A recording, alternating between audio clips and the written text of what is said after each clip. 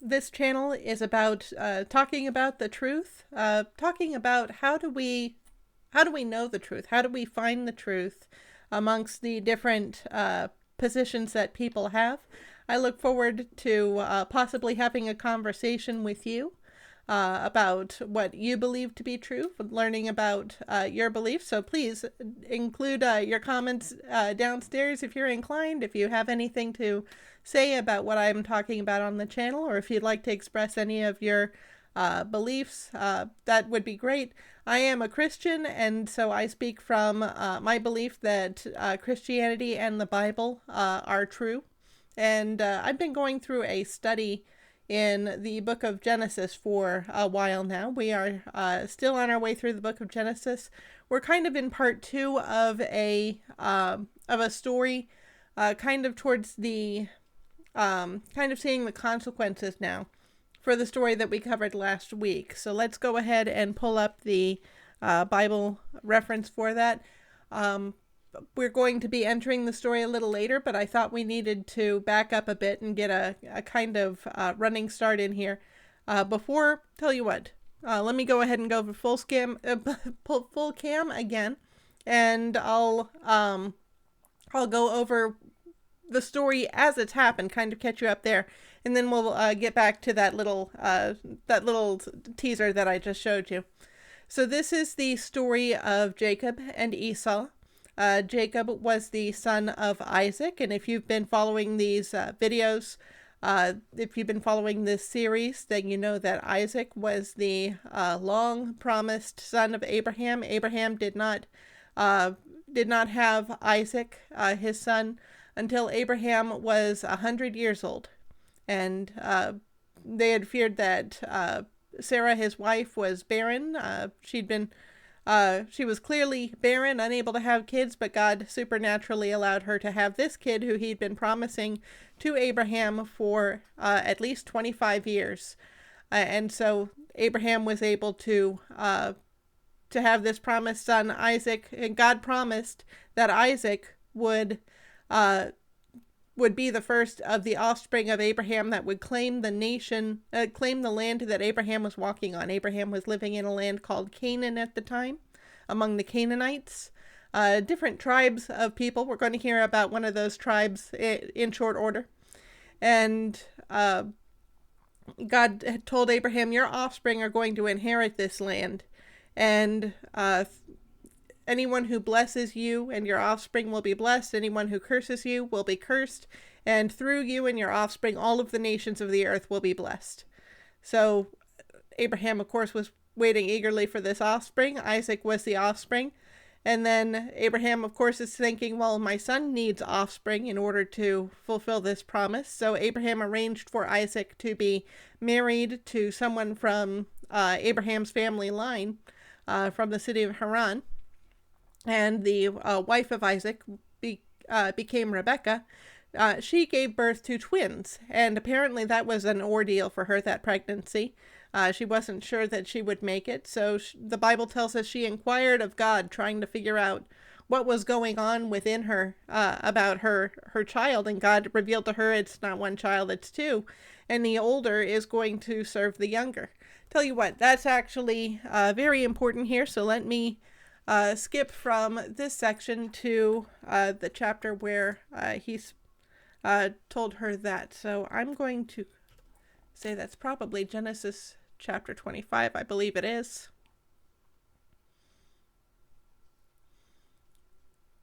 Okay, he said, 2 nations are in your womb, and 2 peoples from within you shall be divided.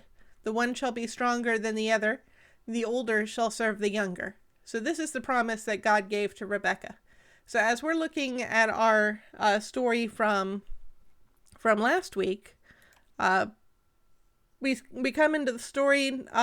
The Bible has already explained to us this kind of dynamic in Isaac's family.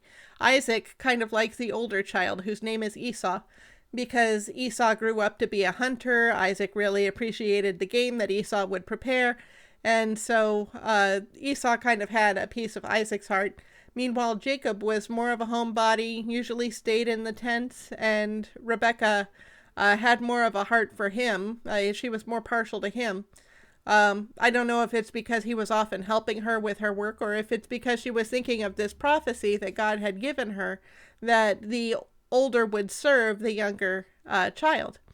So then in our chapter, we'll just go straight to the top here.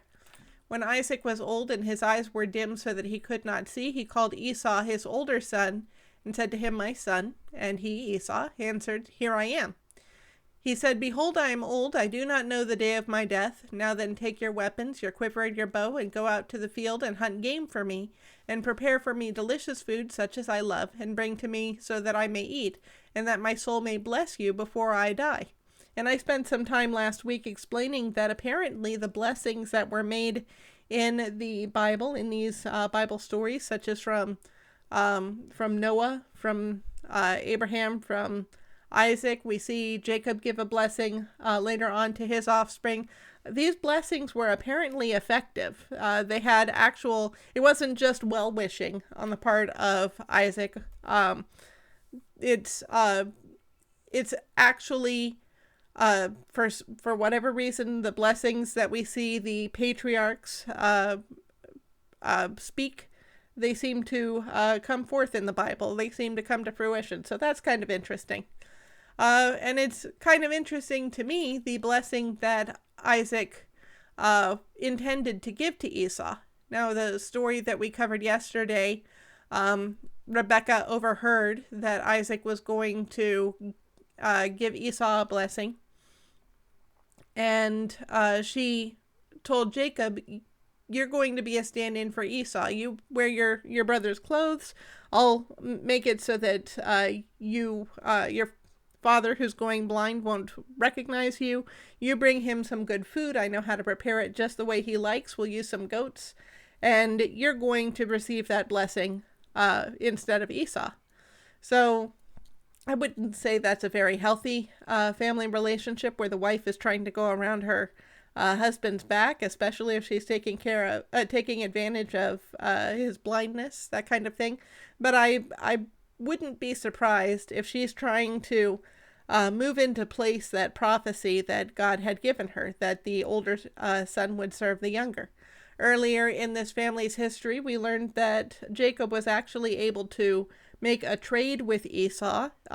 Esau agreed that Jacob could have what was called the birthright, which is basically in that culture when the older son was, when the father of the family passed away and the inheritance were given out, the older son was expected to receive a double portion of the wealth that the father was passing out to his offspring. And so Jacob was able to get Esau to trade him that double share, that birthright. He traded it for a bowl of stew, essentially, because Esau had come in from the field unsuccessful. He was tired and just about starving, and so that bowl of stew meant more to him than his birthright. So that gave Jacob a kind of, I wouldn't say he replaced Esau as the firstborn, but it kind of gave him a little bit more status, a little bit more firstborn status than he already had. So Rebekah knows that there's this prophecy where Jacob, the younger, is going to be over Esau, and she's probably hearing Isaac saying, I want to bless Esau, which she knows Isaac would be favoring Esau. So it seems like she's trying to step in and set things right according to the prophecy that God had given her. And again, I don't think that her method was wise here. We're going to see what came of it in a bit. But I do think it's interesting the kind of blessing that Isaac intended to give Esau. So here we are in these words. This is the blessing that Isaac gave to would have given to Esau, wound up giving to Jacob, because Jacob was successful at this ruse of making Isaac think that Jacob was Esau.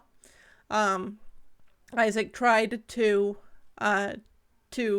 smell through the ruse, even kissed his son Jacob, but Jacob was wearing Esau's clothing, and so That convinced Isaac, that the smell of the clothes convinced Isaac this was really the son who should receive this blessing. And so his blessing was, may God give you of the dew of heaven and of the fatness of the earth and plenty of grain and wine. So he's blessing Jacob with fertile crops. May your crops be well watered, and dew would be a more gentle watering process than rain, fatness of the earth. So however that crop is being prepared, it will come up strong. And if you have flocks grazing on the land, those flocks will be well fed. The sheep and the oxen and what have you, will be well fed, and plenty of grain and wine. Let peoples serve you, and nations bow down to you. Be lord over your brothers, and may your mother's sons bow down to you. Now, I did spend some time last week checking this out, and as far as I can tell, I went to another genealogy in the Bible. As far as I can tell, Esau and Jacob were the only sons that Isaac had. So I'm not sure why he's using the plural here, but it's very, I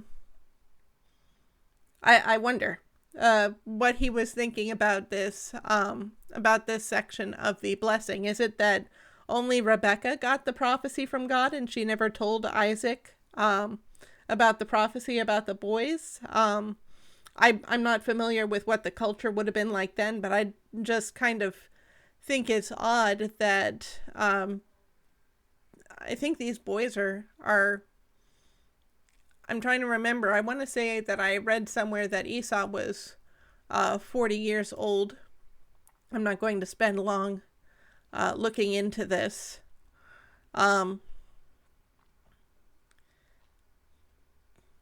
So the sons were born when Isaac was 60 years old. And then I want to say that I saw something that indicated Esau was 40 years old. So then, and I guess Jacob too, since they were twins. And so if they were 40 years old, Isaac would have been at least 100 by this point. I'm just quickly scrolling down. I know there's something about Esau at the end of this chapter. When Esau was 40 years old, I was not wrong. There we go. So, and this does happen before the events that we're talking about. Sometimes the way that things go about in the Bible, I don't believe the Bible is married to the idea of giving the story chronologically. I think it's trying to give the story in the most understandable way possible, sometimes trying to teach a particular lesson. So I don't believe the Bible always is chronological, but here I would say that Esau was 40 years old, at least, when Isaac was giving him this blessing, saying, may your mother's sons bow down to you. Cursed be everyone who curses you, and blessed be everyone who blesses you. So it's interesting to me that Rebekah would get this prophecy from God, and that as the boys are growing, that 40 years would pass and she would never say anything to Isaac, especially if she sees Isaac favoring the wrong son. So I don't know if maybe their culture would have made that more believable. I tend to assume that a couple is going to be close. I assume that Isaac and Rebekah were close to one another as a couple.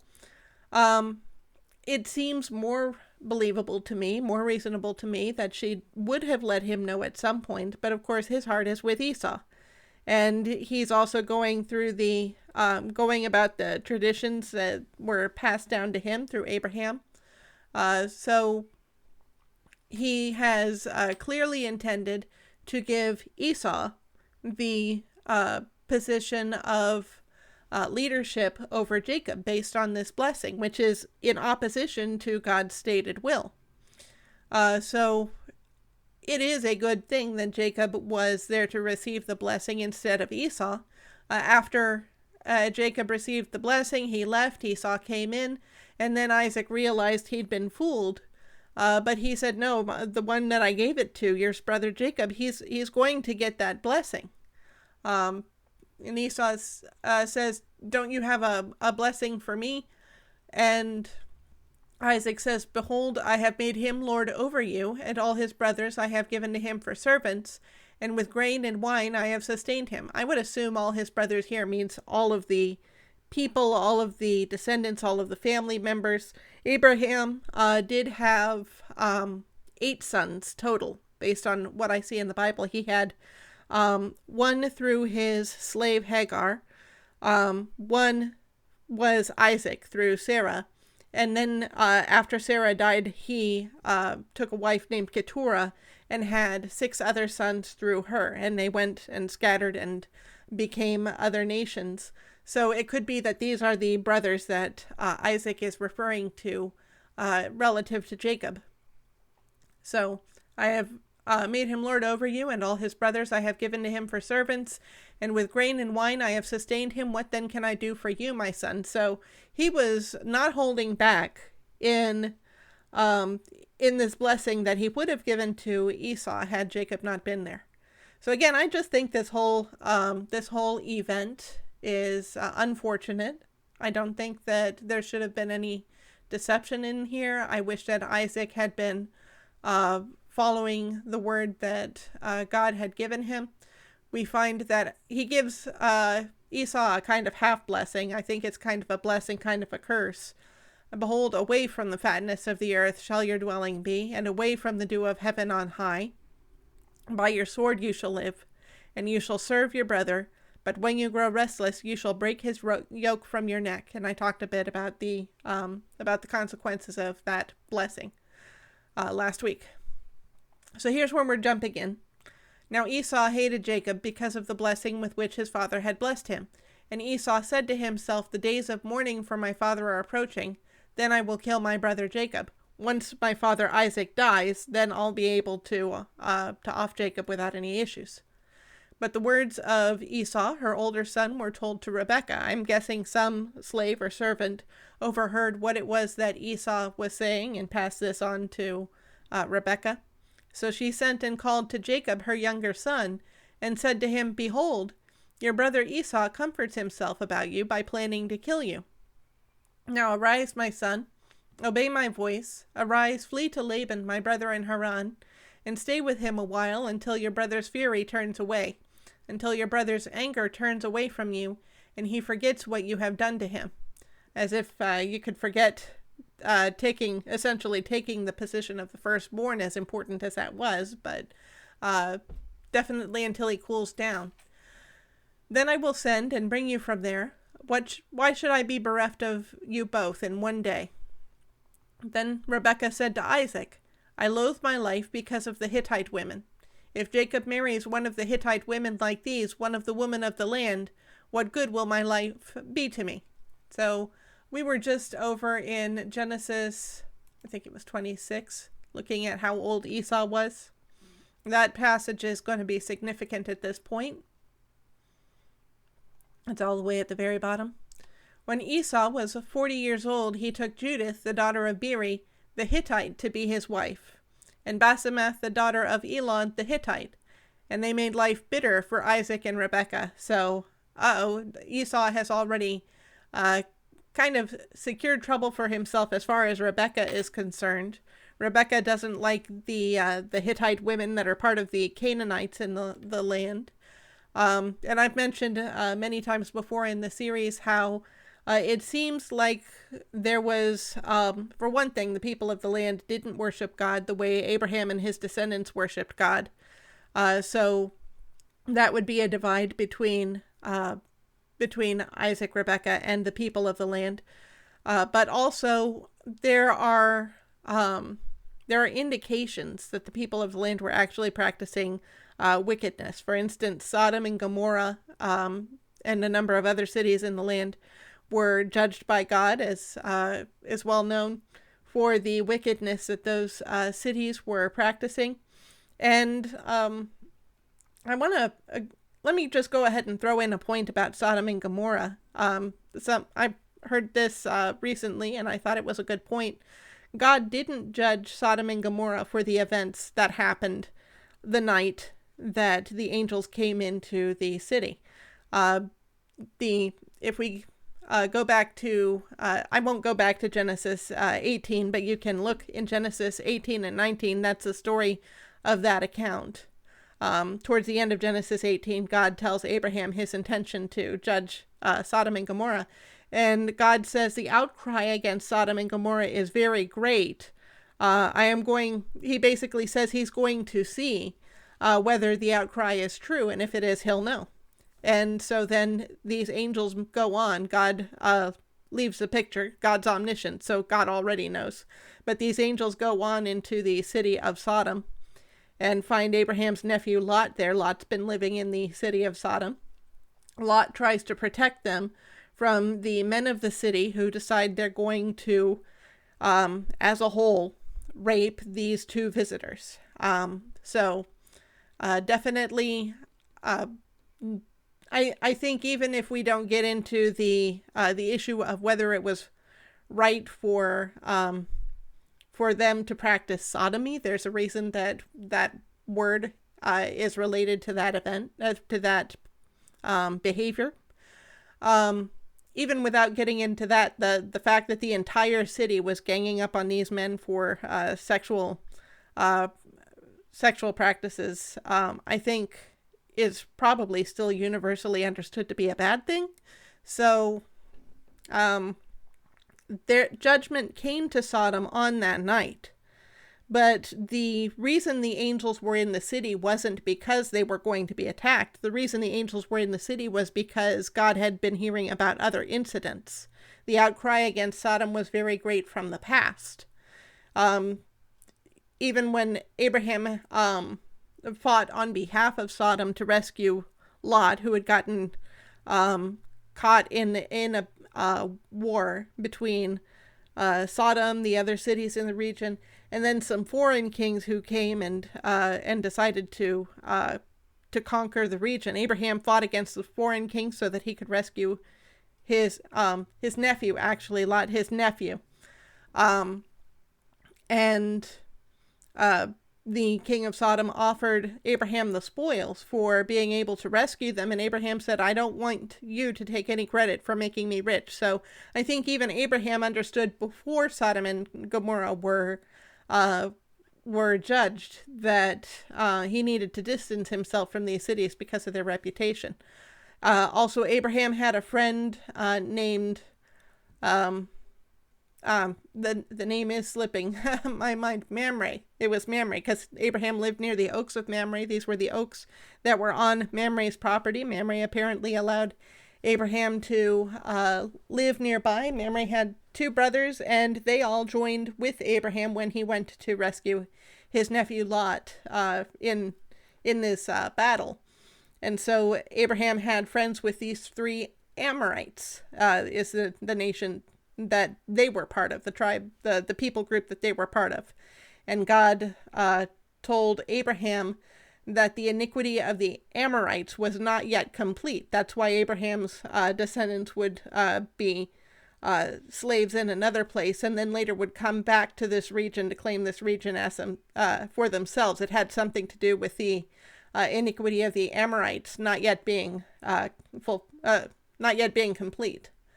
And so Isaac and Rebekah here are living in a region that they're identifying wicked practices, ungodly practices in the people around them. And so Rebekah has some disdain, some distaste for the people, the Hittites.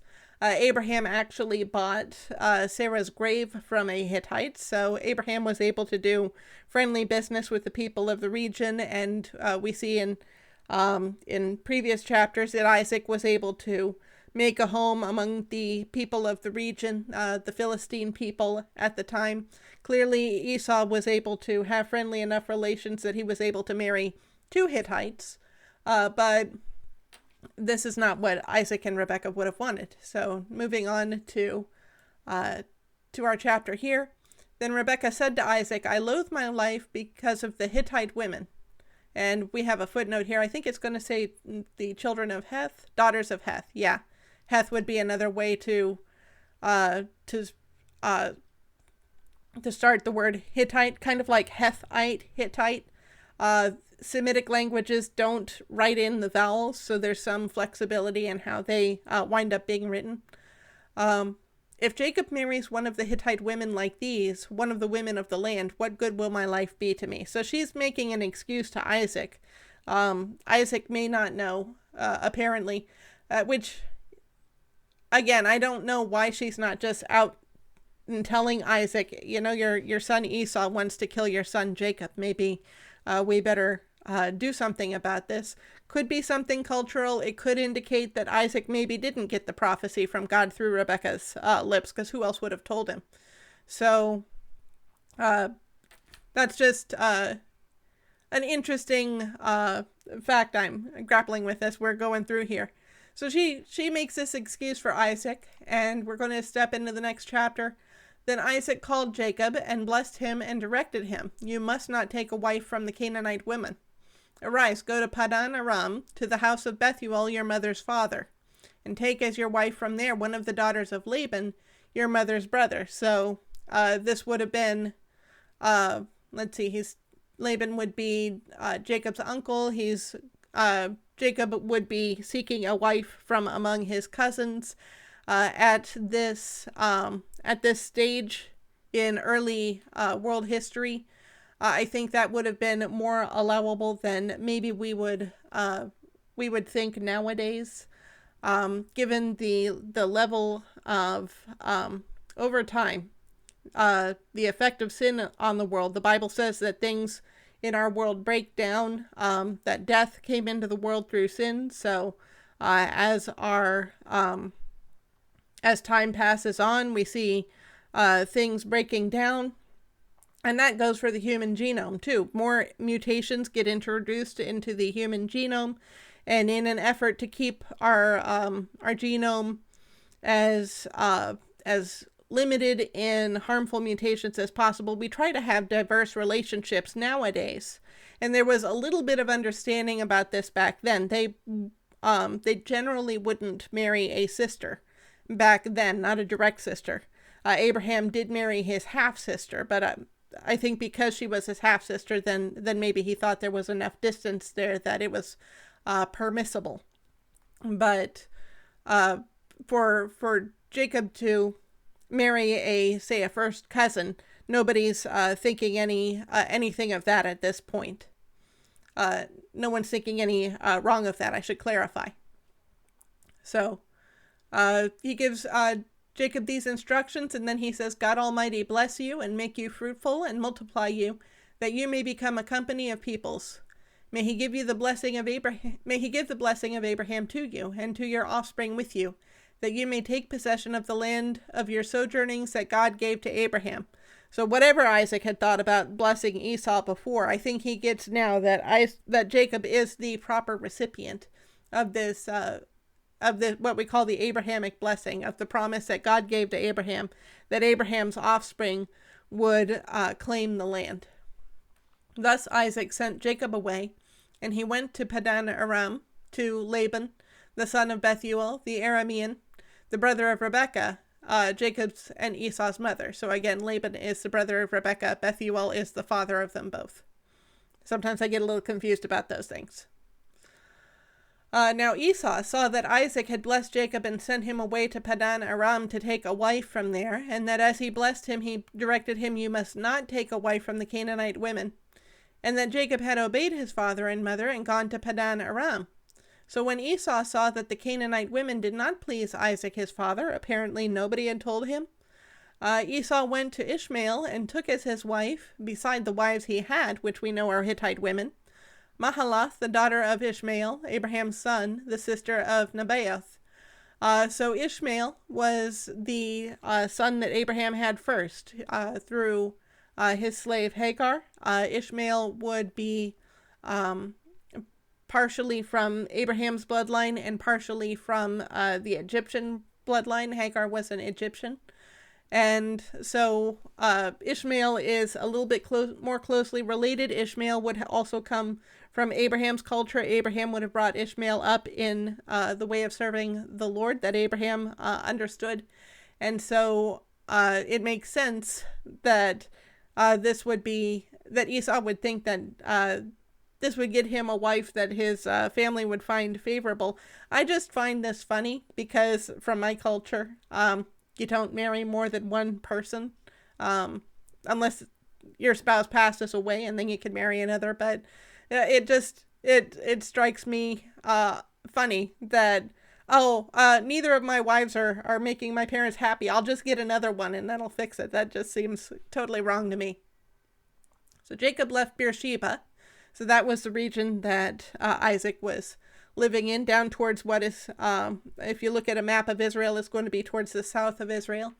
David left Beersheba and went toward Haran. So he is working his way up through the land of Israel, basically the whole country of Israel, up north to probably northeast toward this region of Haran.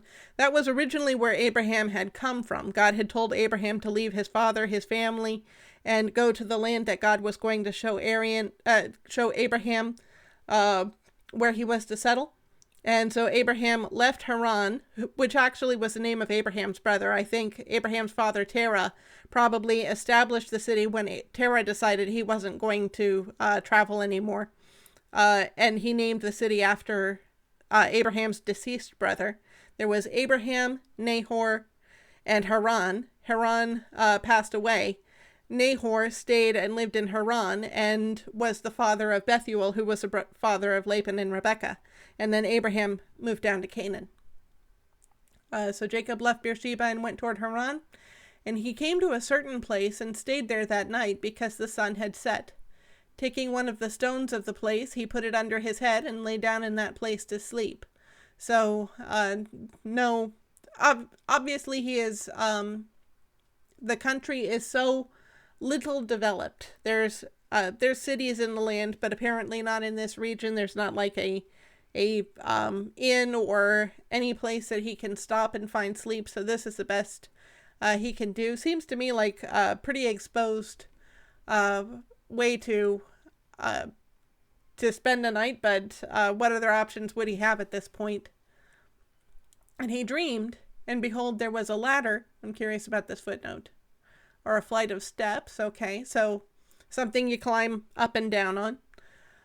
Set up on the earth, and the top of it reached to heaven. And behold, the angels of God were ascending and descending on it. And behold, the Lord stood above it. And, okay, or beside him. Interesting. These footnotes refer to different ways that you could possibly translate the Hebrew words that our English words are translated from. So they kind of give us some insight into how the words might have been able to be understood. So it might have been understood in the original language.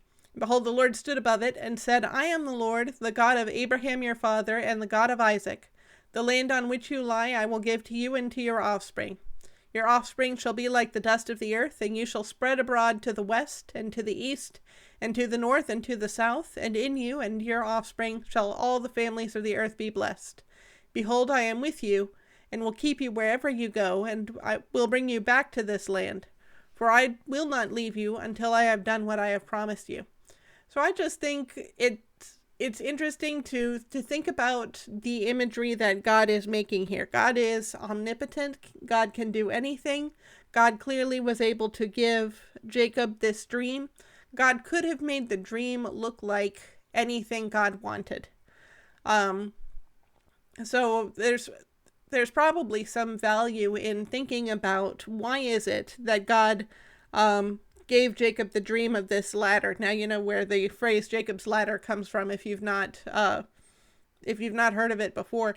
I've seen a toy. There's like a novelty toy called Jacob's ladder, and if you hold it one way, then it's like the steps of this ladder move climbing upward, or if you hold it another way, then they move falling downward. So something for you to look up on the internet if you want to see something interesting. But God could have chosen to give Jacob any dream. Why is it that it involves this ladder? And clearly part of it has to do with the location the ladder is going. It's reaching to heaven. So it's reaching to a place, to two places. One, it's set on the earth. We're very familiar with that place. And then two, it is reaching upward to the place where God and his angels reside. So perhaps this is I'm trying to think if there's been any indication in previous chapters that we've been through in Genesis. I don't think so, of where the location of heaven might be relative to the earth. In Genesis 1:1, it says that God created the heavens and the earth, and we understand that the heavens generally refers to the atmosphere, everything above us, the sky. But this would be another reason, reading the Bible, that we would think, oh, heaven is upward. There was this ladder. There was this flight of steps. There was this climbing place that was set both on the earth and where God and the angels could be found. But I also think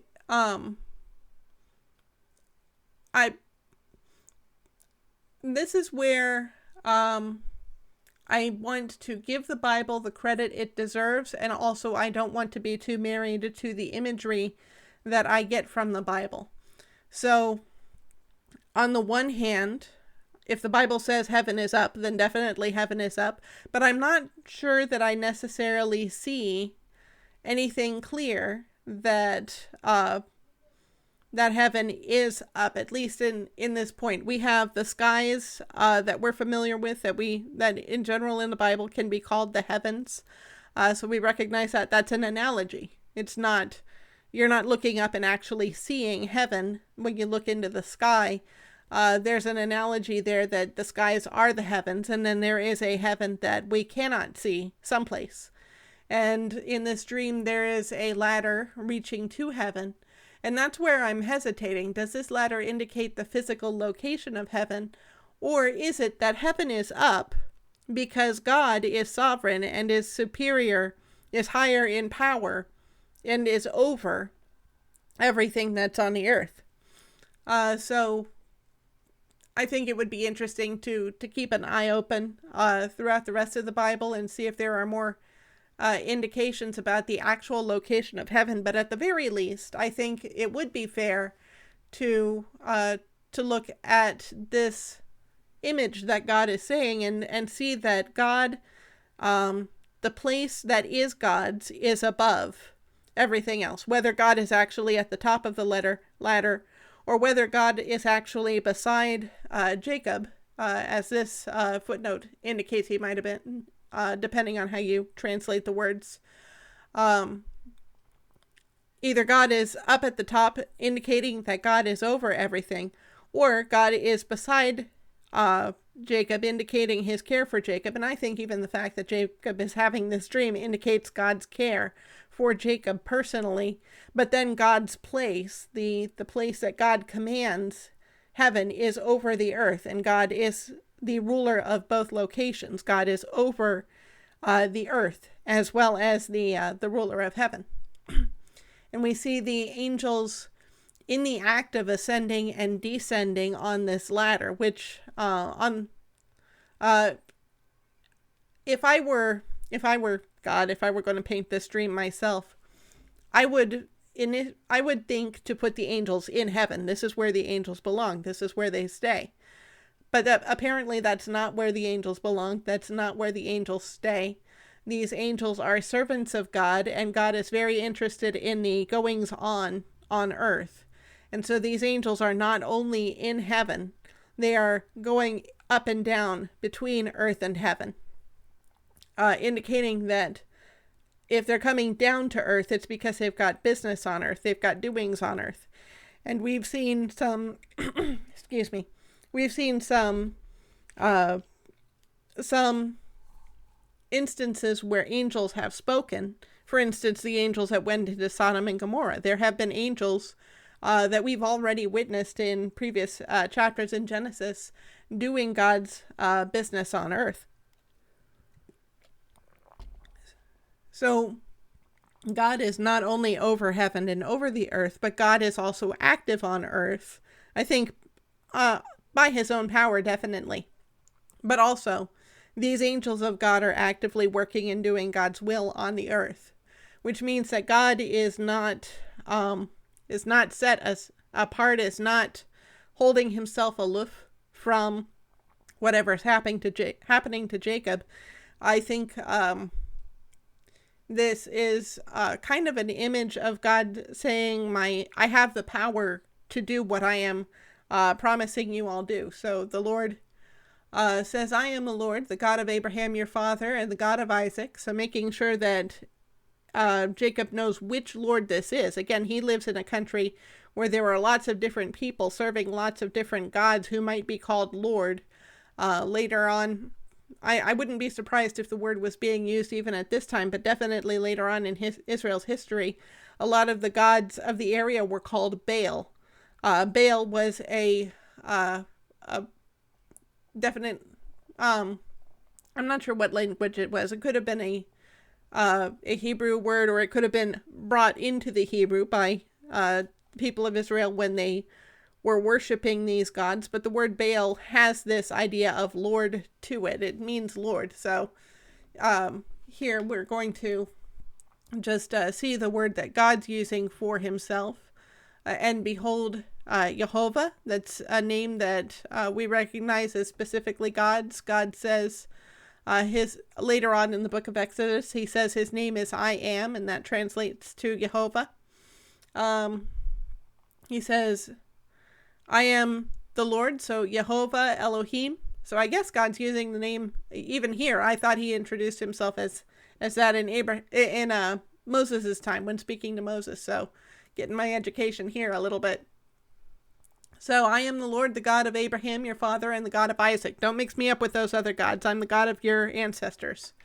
The land on which you lie I will give to you and to your offspring. And in case you think I can't do that, I've got my angelic forces going up and down the ladder to show you that I'm active and I'm above the issues that you have, not aloof, because my angels are active, are doing my work. I am over the issues you have. I have command over what happens in heaven and on earth. So I think the imagery enforces the power that God has to do what he says. I will give it to you and your offspring. Your offspring shall be like the dust of the earth. So don't worry about your brother Esau coming to kill you. Don't worry that you're not going to make it all the way to Haran. I'm going to make sure you make it to Haran. I'm going to make sure Esau doesn't kill you, because your offspring are going to be like the dust of the earth. So you need to have offspring. So there's kind of that veiled promise there. You're going to have offspring. You're going to find the wife who's going to give you children, and so forth. You shall spread abroad to the west and to the east, and to the north and to the south, and in you and in your offspring shall all the families of the earth be blessed. Behold, I am with you, and will keep you wherever you go, and will bring you back to this land.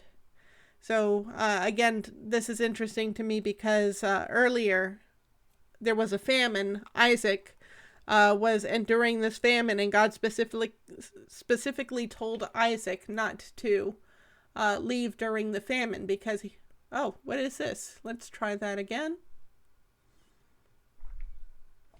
Well, let's pull up another tab and see if I can get this to cooperate with me. Maybe this will go faster anyway. Yeah, now there was a famine in the land besides the former famine that was in the days of Abraham. And Isaac went to Gerar, to Abimelech, king of the Philistines. Beersheba is in the region of these Philistines. And the Lord appeared to him and said, do not go down to Egypt, which apparently was a great place to go if you were in the middle of a famine. Dwell in the land of which I shall tell you. Sojourn in this land, and I will be with you and will bless you. For to you and to your offspring I will establish all these lands, and I will establish the oath that I swore to Abraham your father. So he's telling Isaac, don't leave the country, because this is going to be for you and your offspring. But in Jacob's case, God is giving him the permission to leave, to go on to Haran. Behold, I am with you and will keep you wherever you go, and will bring you back to this land. for I will not leave you until I have done what I have promised you." Then Jacob awoke from his sleep and said, "Surely the Lord is in this place, and I did not know it." Which is kind of a sad thought to me, that here his mother and his father both are devoted to the Lord, both serve the Lord, and yet he thinks that the Lord is in a place that is away from his parents, that the Lord is confined to a certain place. And that seems to be consistent with the Canaanite view of the gods of their region, that they expected their gods to be, say, God of the mountain or God of the valley. We see the Philistines thinking along these lines later on in Israel's history. I believe it's the Philistines. And they get disproven because God is able to defeat their armies no matter where they're fighting their battles. God is not limited to a specific place. But unfortunately, we see that Jacob is limited in his understanding of God based on, I guess, the stories that he's familiar with, the images that he's familiar with. And he was afraid and said, "How awesome is this place? This is none other than the house of God, and this is the gate of heaven." So early in the morning, Jacob took the stone that he had put under his head and set it up for a pillar and poured oil on top of it. Probably one of the provisions that he'd brought for his long journey. He's using some of the oil for an offering, which kind of makes this like a sacrifice. He doesn't have a sheep to sacrifice the way that Abraham or Isaac would have if they were making an offering, but that oil's got to last him all the way until he reaches Haran. So if he's pouring out some of that oil at this place, then he is making a sacrifice figuratively in homage to God. He called the name of that place Bethel, which means the house of God. Beth means house, and El would be the short for Elohim, for God. But the name of the city was Luz at the first, so I think that's interesting. There was a city there, and he wasn't making his home in the city. He was choosing to sleep outside, so interesting image there. Maybe he did have options that I wasn't thinking about. Then Jacob made a vow, saying, "If God will be with me, and will keep me in this way that I go, and will give me bread to eat and clothing to wear, so that I come again to my father's house in peace, then the Lord shall be my God, and this stone which I have set up for a pillar shall be God's house. And of all that you give me, I will give a full tenth to you." So again, I'm a little bit saddened here that being brought up by Isaac and by Rebekah, apparently he had not made a committed decision to serve the Lord, to seek the Lord the way his grandfather Abraham had. Jacob is in a position of serving himself at this point, which is why he would make a trade with his brother to get his brother's birthright from him, which is why he would reluctantly agree to usurp his brother's blessing when Rebekah told him to do that. And the only reason he was reluctant was because he was afraid he'd get caught. So now he's kind of opening the door. He's not willing to open it completely. "I will only serve you if you do this for me. And this stone which I have set up for a pillar shall be God's house," which is kind of funny to me. He just had this grandiose dream where God is in heaven and the angels are going up and down this ladder, and he thinks to relegate God's house to this stone. But again, the cultural imagery here that seems different from how the Bible describes God. We see how foolish a man in his own understanding is, and that's a caution the Bible gives us, not to be. We're told in Proverbs not to lean on our own understanding. Trust in the Lord. Lean not on your own understanding. Acknowledge him in all your ways, and he will set your path straight. That's in Proverbs 3, verses 5 and 6. A very popular verse with us Christians, and with me too. So he says, "Of all that you give me, I will give a full tenth to you." So that's, again, it's kind of an odd idea. God gives him everything, so maybe God wants you to use everything. but he is willing to give a full tenth to God. I think maybe he does have some more understanding than seems natural to me coming from my culture, which is not going to have a right view of God in all respects either, because Jacob would have been familiar with the sacrifices that Abraham made, the story of Abraham and his walk with God probably, or he would have seen Isaac make sacrifices to God. I think Isaac made a sacrifice to God when the Lord was allowing him to settle, was allowing him to build a well to keep his family sustained, and he wasn't having the conflicts to keep that well that he was over his other wells that he'd dug. So Jacob would have been familiar with this concept of sacrifice, and so that's what he's promising God is, whatever you give me, I will give a full tenth to you. And that reminds me of a concept I've heard of. I'm not, it's something I've got to learn, the concept of generosity. The idea that if you hold what you own with a closed hand, and this is not necessarily a biblical image, but I think it's a good image for the idea. If you hold what you have with a closed hand, then you are not open to receive anything. This hand is closed. It's not going to gain any more. But if you hold an open hand, if you hold your property in an open hand, yes, that property might leave you, but other goods might be put in. And so for Jacob to make this statement, of all that you give me, I will give a full tenth to you. Well, then, just me doing my mental gymnastics, I'm not sure if this is the message that it is fully contained in this verse, but I just imagine God saying, well, if I'm going to give you what you need in order to sustain yourself, then I'm going to need to give it to you plus a tenth, because I know you're giving that tenth back to me. And so we can get a sense of this blessing. A lot of the times, I think generous people seem like blessed people, and probably are blessed people, especially if they are people who serve the Lord, who are saying, Lord, whatever I have, this is what I want you to use. I want this to be used for the good of your name, to honor you, even if it means that I'm less comfortable because I don't have these luxuries. And from what I've heard, often God does bless such people who are willing to be generous toward Him and toward others that way. So we come to Jacob's pit stop. In the next chapter, we're going to see Jacob getting established in Haran. So we'll see how things go there. I'm going to go ahead and stop the video at this point. And God bless you.